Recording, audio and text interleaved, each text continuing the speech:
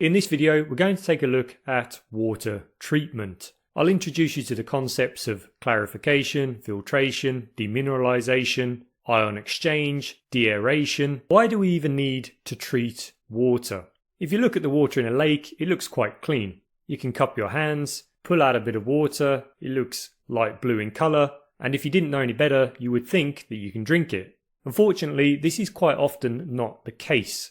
For example, water may contain suspended solids, bits of mud, sand, dirt, and other particles that are suspended in the water. Water may also contain dissolved solids. This includes minerals like calcium, magnesium, silica, potassium, and sodium. Finally, water may also contain gases such as oxygen, CO2, and nitrogen.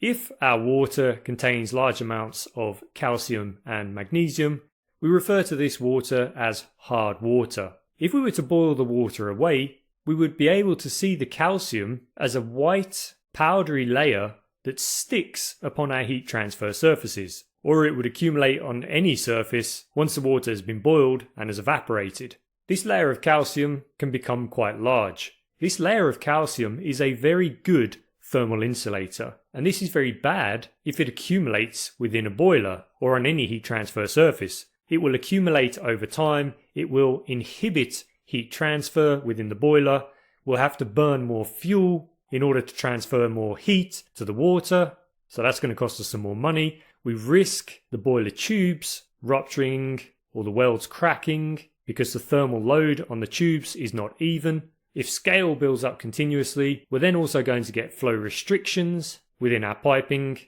This is a primary clarifier.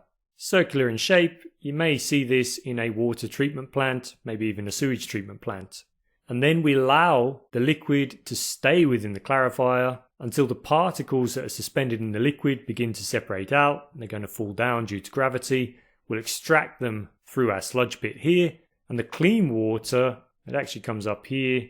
It's going to go up this way here, over this baffle, and then we're going to have clean water which we can pump out of the clarifier. The water comes in at the top. It's then going to travel down through different media. You can see the layers here. Maybe we've got anthracite, quartz, gravel, and then maybe some stones or rock on the bottom, maybe activated carbon. And then finally we get down to the bottom. You can see the discharge hole at the bottom. Our clean water will then go off and we can use it in the process.